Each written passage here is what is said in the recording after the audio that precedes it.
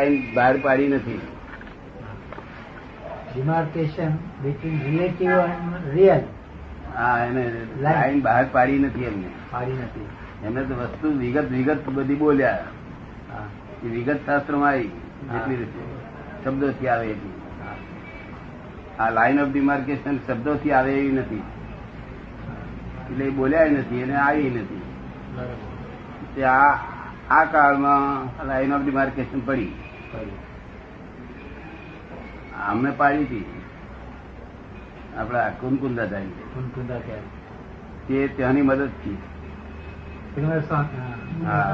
સ્વામી exact પાડેલી. હા, એ કઈ આ પાકમાં મોટું પુલ કહેવાય.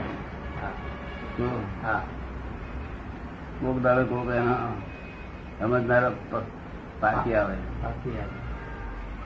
એક્ઝેક્ટ પાડી. અને આ અક્રમ નીકળ્યું તે line of exact demarcation line. એટલે આપણે શું કહે છે કે તમને ડિમાર્કેશન લાઈન એક્ઝેક્ટ પડી ગઈ.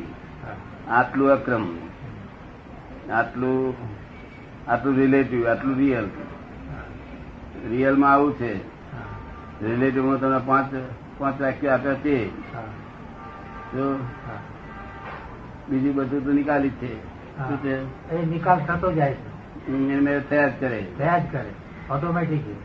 સંદાસ માટે રાહ જોવી પડે નહીં, અને રાહ જોઈ મૂર્ખ ગણાય. શું કહ્યું?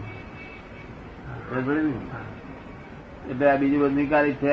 આપણે તો શું સમજવાનું કે રિલેટિવમાં અમારે શું કરવું?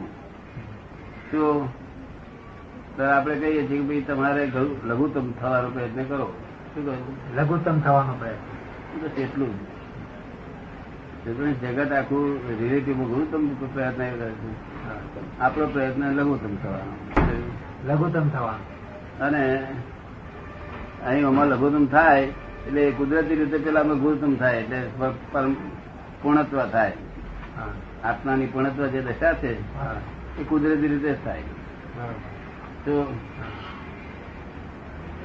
એટલે આપણે હવે એક જ કહીએ છીએ કે લઘુત્તમ થવાનો પ્રયત્ન કરો કે મારાથી કોઈ જીવ નાનો નહીં, નાનામાં નાનો હું. શું વ્યવહારથી વાત કરી હોય તો વ્યવહારમાં રિલેટિવ બહુ નાનામાં નાનો છું એવું ભાન રહે એટલે બહુ.